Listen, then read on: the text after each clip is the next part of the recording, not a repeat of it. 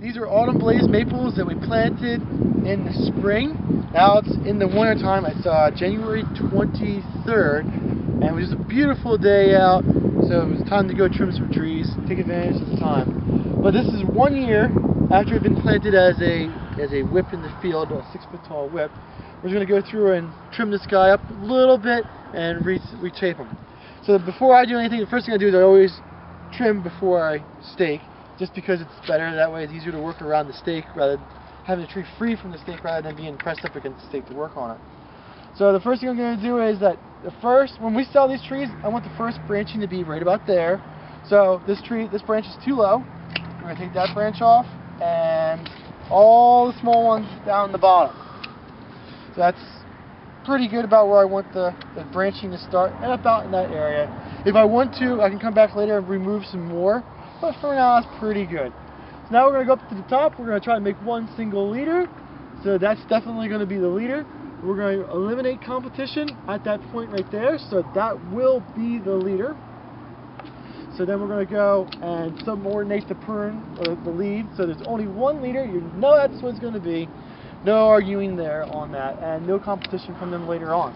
So we're going to go down and we're going to make ourselves somewhat of a little bit more rounded of a tree.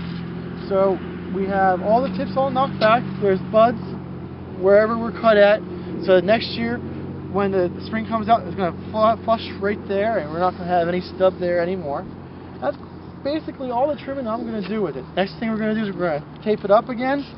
We use the staple gun to do the initial tying up, because when you have 500 or 600 of these guys and you're tying them all by hand, it's hours. So to go a little faster, we use the staple gun. But sometimes the staples come loose and sometimes they stay on at all. They're not as effective, but it's really fast. So over the winter time, when we have more time, we'll go through and just clean them up so that they are secured to the stake a little bit better. We'll get a little bit straighter of a trunk to the tree.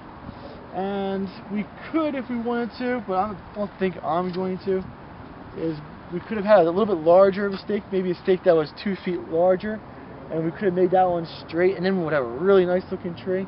But for right now, I think it's pretty good for right there.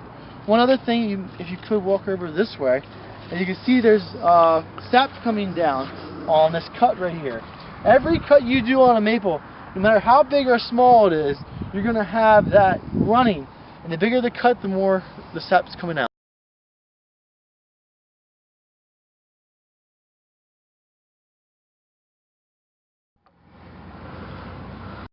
Regardless of what you do or how you prune it, that sap's going to come out. There's no way of really stopping that, and we call that bleeding. If you see that, don't be worried. It's just one of the things that maple trees do when they get cut. If you notice on these trees, there's absolutely no deer damage. And that's because this farm is fenced with an 8-foot high fence. If you have a small tree like this and there's deer in your area, you will also need to have a tree guard on it. These don't have tree guards because there are very few deer that get in here. Those that do seem to end up on somebody's dinner table. These are maples that are tagged and ready to dig. These are available at Highland Hill Farm on Route 313 in Fountainville, PA. We'll be digging these for the spring of 2018. These are 2-inch red maples. The farm is located at 5275 West Swamp Road, Fountainville, PA 18923. You can call Michael for information at 215-651-8329.